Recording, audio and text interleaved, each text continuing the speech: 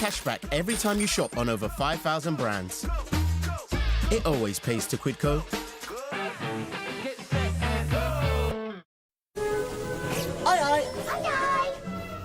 Aye. Good idea.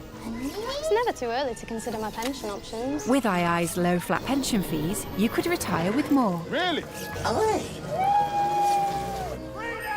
Helping you get the most out of your pension. Nice. Aye. So many investment opportunities! Interactive Investor, a Which recommended SIP provider 3 years running. The II SIP, your personal pension. Life in your 50s doesn't slow down, and if you're like me, you've done enough waiting. That's why I'm with Cover Today, the only over 50s life insurer with no waiting period. Unlike other insurers, who could make you wait up to 2 years for full cover. With Cover Today, you're fully covered from day one. Plus, you get your choice of a £125 gift card. Don't wait around to look after your loved ones. Get Cover Today. To find out more, call our friendly UK team or visit covertoday.co.uk. With Virgin Media, get smooth, lightning-fast M125 broadband. Just £25 a month and no setup fee. And now it's even easier to switch to the provider awarded best broadband experience. Yeah, that's smooth. Virgin Media. See what you can do. Visit virginmedia.com. From interesting tech startups to industry-leading companies, politics, sports, culture, curry, cricket. Oh, there's so much to talk about. Like me, if you too thrive on interesting conversations, this is a show you cannot miss. Watch this space to know more about all matters and all people that make Britain what it is today. Out of Britain, with me, Radhika Iyer.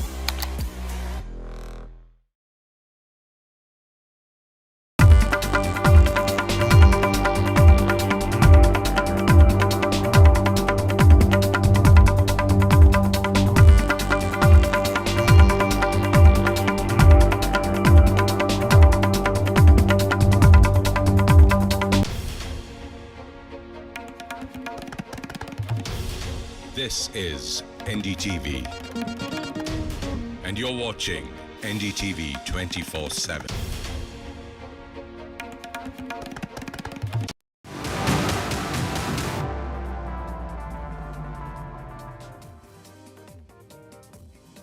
Good morning, North America, good afternoon, Europe, and good evening to everyone joining us from India. This is US Election Watch. I'm Allister D'Souza in Washington, D.C. The headlines. A Wall Street Journal poll says Trump holds a narrow lead over Harris. The race to the White House remains tight ahead of Election Day.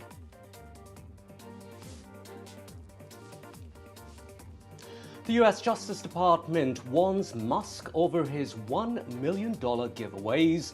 The Justice Department tells Elon Musk it could be illegal.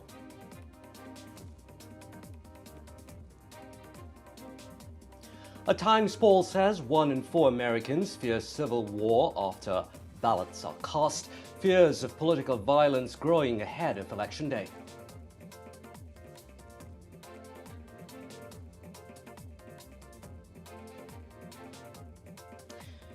And early voting sees nearly 25 million votes cast in the US presidential race.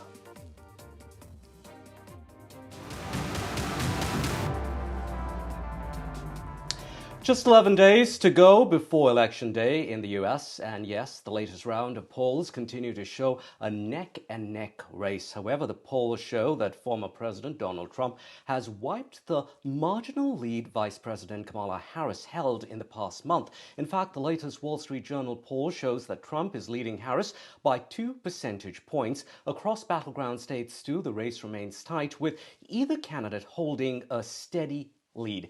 We're now joined by Flavio Hickel. He is Assistant Professor of Political Science at Washington College in Maryland. Flavio, thank you very much for your time joining us here on NDTV World. Flavio, now the Wall Street Journal poll shows Trump with that slight lead, but the polls also say the results are within that margin of error, which means either candidate can be ahead. That said, the polls show that people's views on Harris have turned somewhat sour, somewhat negative. Why do you think that's the case? Well, thanks for having me. Yes, it's definitely a margin of error race. It could really go either way. My sense is less that people have probably soured on Harris. I think it would be more the enthusiasm might have dipped, the initial enthusiasm, right? She's a new candidate. It shakes up the race. People are excited. So favorability ratings might tick up a little bit there. And now that the race has settled a bit, they've reverted back to, for lack of a better term, sort of the normal state. So I'm not terribly surprised by it, but I think the movement is pretty small. And again, still within the margin of error. So, I think if you're the Harris campaign, you wish you were further ahead, right? Particularly given how polling was and how different polling was compared to turnout in 2016 and 2020, but they probably feel pretty okay. Okay, help me on this one. Now, the poll says that more voters say that they saw Trump as a danger to the country, 48% to 43% for Harris. Yet, again, when asked if the elections were held today, how would you vote? Trump gains that narrow advantage. So a majority agreed that Trump is a danger, but then they also think that he will be good for president, giving him that narrow lead that we've been talking about. How does this really add up, these contradictory views? It's a great question. I think one that political scientists will be studying for a long time. I think the phenomenon is likely that although people see Donald Trump as a potential danger, a potential threat, they're not convinced that that threat will materialize. In other words, they look back on on Trump's previous term and said, we survived, right? This guy we thought was dangerous then, but we survived that time around. People don't necessarily like his plans for mass deportation, the threat of Project 2025 and things of that nature, but they don't believe that Trump will be able to do it. And I think that's probably explaining much of the disconnect. They do see him as a potential threat, a greater threat than Harris would be, but they're not confident that that threat will materialize. And I think that's why you're getting some of the disconnect. Okay. All right. Flavio, we want your reaction on some more stories, so stay with us. We'll come to you in just a few minutes. Now, in the final days to the elections, Kamala Harris has participated in a CNN town hall near Philadelphia. In battleground state Pennsylvania, Donald Trump campaigned in Georgia, while Harris continued to slam Trump, calling him unstable and unfit to serve. She also further distanced herself from Biden. Harris is promising a new generation of leadership if elected. Meanwhile, Trump embraced an somewhat old MAGA chant at his Georgia rally. Crowds welcomed him with shouts of "Daddy's home." Now, in other news, it seems fresh trouble could await Tesla CEO Elon Musk after a warning from the US Justice Department. Musk, who has endorsed support behind former President Trump, has publicized a $1 million prize to increase voter registrations in hotly contested swing states. Federal law bars paying people to register to vote. Every day from now until the election, we're giving out a $1 million prize and all you have to do is sign a petition in support of the Constitution. The world's richest man, Elon Musk, known for pushing boundaries, is now testing the limits of US election laws. You're most welcome. His super PAC, America PAC, is offering $1 million a day in a lottery-style giveaway to registered voters in key battleground states, including Pennsylvania, Georgia, and Michigan. The only reason we can now send American astronauts... The lottery has one major condition. You must be a registered voter in one of the 7 battleground states and sign a petition supporting free speech and the right to bear arms. But critics, including legal experts, say the move could break federal laws that prohibit people paying to vote or register. You believe in the Constitution, which if you already believe in the Constitution, you're just signing something you already believe, and you can win $1 million. That's awesome. The Justice Department's Public Integrity Section, which investigates election-related offenses, has now stepped in. According to reports, they have sent a letter to Musk warning that the lottery may be illegal. The department is specifically concerned about potential violations of election law, specifically a ban on offering incentives to voters. Contest winners not only receive a cash prize but are also asked to speak publicly in favor of free speech and gun rights, making this more than just a simple lottery. I mean, I truly believe everything you're doing, truly, you don't need to be doing it. I know a lot of us feel the same way. Your wealth and responsibility you are using to save speech, and we just all appreciate it. We really do. So thank you so much. Thank you. The Justice Department hasn't taken any formal action yet, but pressure is mounting from former prosecutors and watchdog groups who are calling for a thorough investigation. Meanwhile, Musk remains undeterred, continuing to hold town halls and pushing his message. For now, the $1 million daily giveaway continues, but whether it crosses legal boundaries is a question the DOJ will have an answer to soon. Ridhima Kedia for NDTV. Flavio Hickel from Washington College still with us. Flavio, you heard that there now 3 voters in Pennsylvania and 1 in North Carolina have been awarded those $1 million checks. What's going to happen to those millionaires, given it might be just a matter of time before the Justice Department clamps down? They best return the checks, would you say? I mean, if it were me, I wouldn't return the check, right? But I don't know. I'm not a lawyer, so I'm not sure how that particular part of it plays out. My understanding is that this is sort of a warning letter. The hope is, I think, that from the Justice Department is that Musk will change his behavior, that you've been formally warned that this does potentially run afoul of these laws. So I think they're hoping that these checks stop going out. My sense would be that Musk is unlikely to stop doing this. So we'll have to see, post-election in all likelihood, if any action is taken. I think that depends in large part about who gets elected, right? Okay. Flavio, now in 2010, the Justice Department, as you would remember, issued a warning to then owner of World Wrestling Entertainment for giving free WWE clothing. U.S. officials said it was a federal offense to offer to pay an individual a thing of value for voting. This, of course, we're talking here about $1 million. Do you think that we're going to see just a warning here or perhaps a lawsuit? What's your sense here?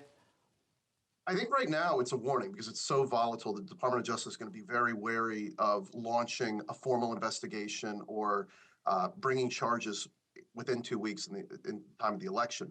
I do think the Department of Justice will be interested in investigating this. And at the risk of perhaps boring some of your viewers with some history, I'll just point out that much of the 19th century in American politics was dominated with a battle to eliminate what we call machine politics or money in politics, people buying votes or paying people to vote for a particular party, that a lot of our energy was devoted towards creating a proper civil service, meaning that you didn't just have political appointees running the government. And it's interesting to me, what I take away from the story is that what Musk is doing here and what Trump is purported to do with Project 2025 both really attack those critical changes that we've made in our politics since the 1800s, right? So that's, I think, the stakes involved, and I think the Department of Justice recognized they need to address it. Appreciate you putting that into that, giving us that historical context. Sorry to cut you off there, Flavio. We have to leave it there, running out of time. Flavio Hickel, he is Assistant Professor of Political Science at Washington College. Thanks again. Now, a New Times YouGov poll has found that 1 in 4 Americans fear a civil war could break out following the presidential election. According to the poll, which surveyed bipartisan voters, 27% say that they fear violence is very or somewhat likely after ballots are cast. The sentiment about violence following the election comes after hundreds of Trump supporters, as you might remember, stormed the U.S. Capitol on January 6, 2021 in an effort to delay the ratification of Joe Biden's victory. Now, for more on this story, we are joined by Rich Logis. He's Florida co-chair of Republicans for Harris. We're also joined by Anand Ahuja. He is a lawyer and co-founder of Indian Americans for Trump. And let's get to you, Anand, first. What's your reaction to the...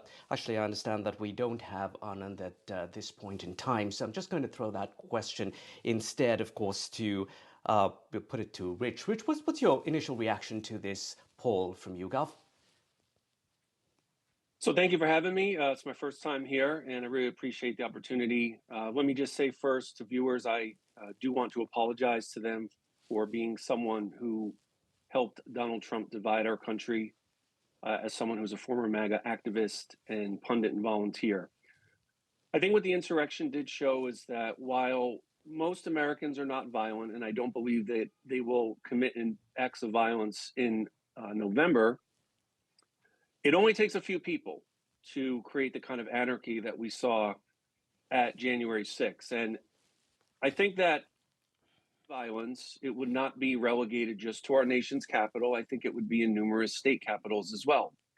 And if anything like that does happen, that is going to be the sole accountability and culpability of the Republican Party and Donald Trump, because they are the ones who have deemed it as acceptable avoidable deaths and suffering, and they have defended and justified politically motivated violence if it helps them. In fact, this is one of the reasons why I left MAGA after several years in the community. Right, Rich. And the Republican Party is on the wrong side of life and death issues. Okay, we have managed to establish that connection with Anand Ahuja, who is with Indian Americans for Trump. Now, Anand, we've been talking about this poll about people fearing a civil war after ballots are counted. What's your reaction to that poll? It's kind of unimaginable that we're talking about civil war in 2024. You could dismiss it as perhaps it's some kind of fear-mongering from the left, but these are Americans, bipartisan Americans, saying that this is actually a serious worry. What do you have to say to that? Okay, I look into this from two angles. Number one, there is no doubt that there is a big division amongst Americans with respect to this presidential election. Either people, they are pro-Trump or they are anti-Trump. So there's no doubt about that at this particular moment, there is a big divide amongst Americans. After having said that, I personally believe that Americans are matured enough. And as far as the civil war is concerned, I consider it totally out of question because of a couple of reasons. Number one, we have learned, rightly or wrongly, whatever happened on January 6th, that is a big eye-opener that in America, this kind of activities are not going to be permitted. So irrespective of who wins the election, especially I'm talking about if Kamala Harris wins the election, I doubt it very much on the part of Trump supporters to again engage in the activity. They engage in the activity on January 6th. I don't know to what extent Democrats are going to accept Donald Trump as president again, because last time there were two impeachments were there, and Democrats practically never accepted Donald Trump as president of the country. I personally cannot speak on behalf of Anand, we're talking about violence here, but let me now try and get in Ray Locker. He's a political analyst and also a journalist. He's with us on the panel as well. Ray, what do you think? If you don't likely agree with this doomsday scenario, say, of civil war, do you think that we would see some amount of violence? We're already seeing this in that assassination, those assassination attempts on Trump. Recently, an Arizona man yesterday was arrested for terrorism charges for 3 shooting incidents at a Democratic campaign office in Phoenix. So how do you perceive these dangers? I don't blame people for fearing that there might be a civil war. We had an insurrection on January 6, 2021, where people stormed the Capitol. And by the way, they were wearing Trump paraphernalia. They weren't Antifa. It wasn't some AI deepfake. It was real. And who do you see walking around carrying assault weapons and weapons all the time? They're not Democrats. They're people who go to Trump rallies. They're people who espouse what he believes. So yeah, if I'm watching that, I'm worried about it. And so it's totally understandable that people would feel that way. And Trump was impeached not because Democrats didn't accept him as president. It's because he broke the law. He tried to bribe Vladimir Zelensky to attack Biden, and he was going to withhold arms for that. And then he fomented the January 6th insurrection. And a number of Republicans, not enough, but a number of Republicans voted to convict him. So it's totally understandable that people feel that way. All right. Thank you very much for your time. We'll have to leave it there for now. Ray, Anand, and Rich also joining us. Sorry, Anand, running out of time here. We'll try and get you back before November 5th to get some more reaction from you. In other news now, Iranian government-linked hackers have researched and probed election-related websites in multiple US swing states.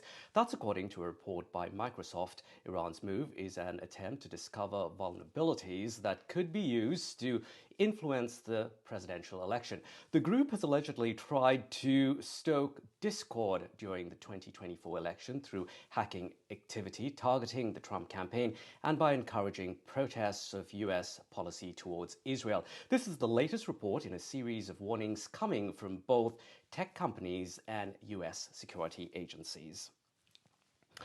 Let's now turn our attention to a critical swing state. Arizona has long been a Republican stronghold, but in 2020, President Joe Biden flipped Arizona by fewer than 11,000 votes. That margin of victory for Biden was the closest compared to any other state. And how about this? Biden is only the second Democratic presidential candidate since the 1960s to claim victory in Arizona. There are, of course, no guarantees that Kamala Harris will be able to do the same this time around. As we've been hearing, Harris and Trump both remain locked in a dead heat.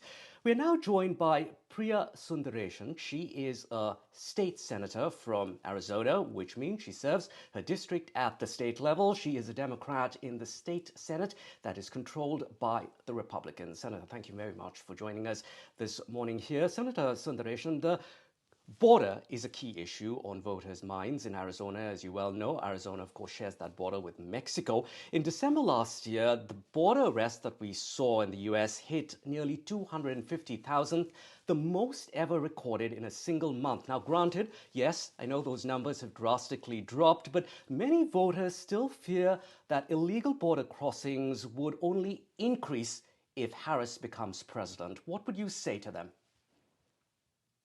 I think that, certainly the fear is there. That fear is largely manufactured, I think, by the right-wing media, because our borders are pretty quiet. I mean, there are certainly areas where there are lots of border crossings, but as Vice President, Kamala Harris has recently even come to Arizona to announce investments in the port of entries. And I think really what's important to underscore here is that migrants, people who are coming from other countries, are not bringing crime with them, as the right would claim.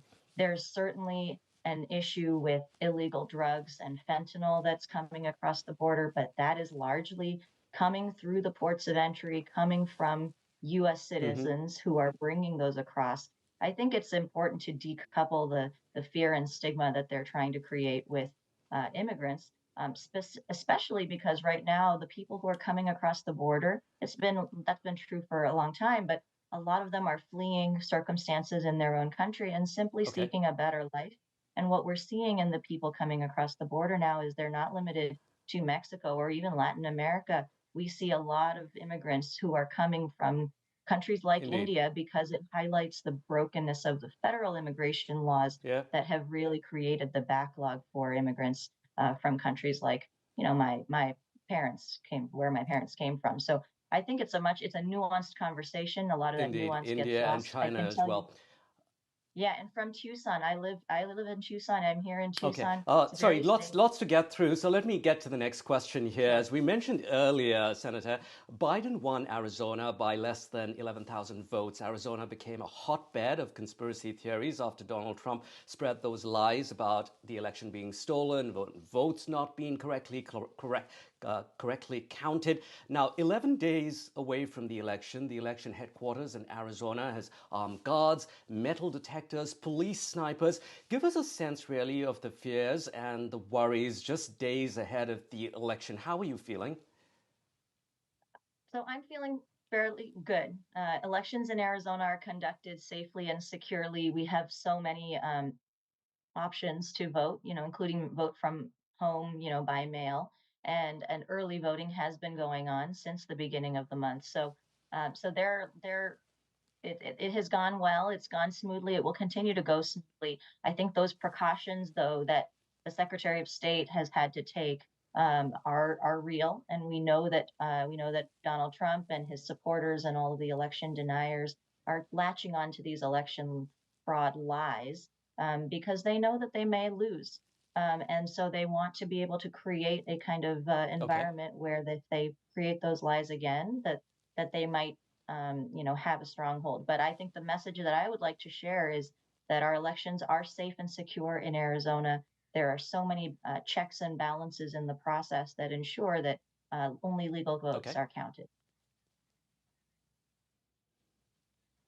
Senator Sundaresan, what's it looking like for Indian American voters with that South Asian heritage? What is topmost on mind for these voters in the swing state of Arizona? Well, I can tell you that because I have been participating in a group called South Asians for Harris, South Asian American voters. And so there's a lot of enthusiasm seeing someone who is in line to be president of the United States. She's been vice president and now potentially president of the United States, someone who shares our cultural heritage and our identity. So much excitement has just come out of the woodwork. South Asian Indian Americans are being mobilized and engaged like they never have before and excited to participate. What's the top issue, Conducting though? phone Is it the calls economy? to other voters. Sorry? Is it the economy that's the top issue for South Asians?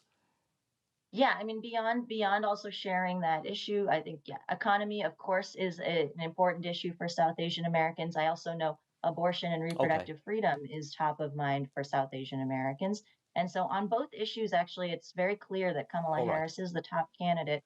We know that Wall Street Journal and many other, Goldman Sachs and other financial firms have predicted a worse economy under Trump.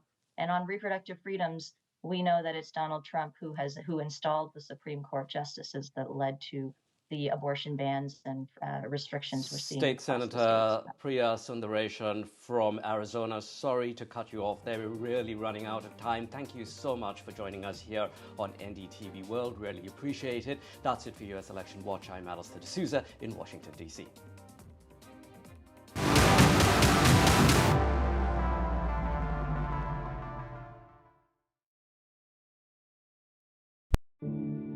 Right now, terrible things are happening to donkeys.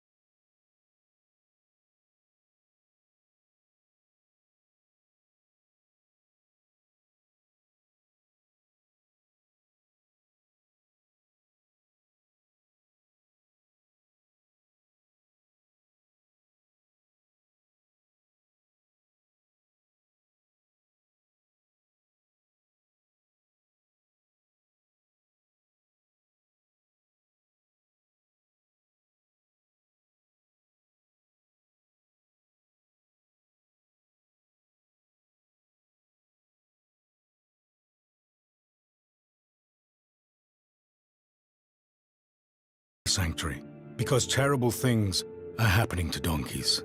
Please, do something incredible for them right now.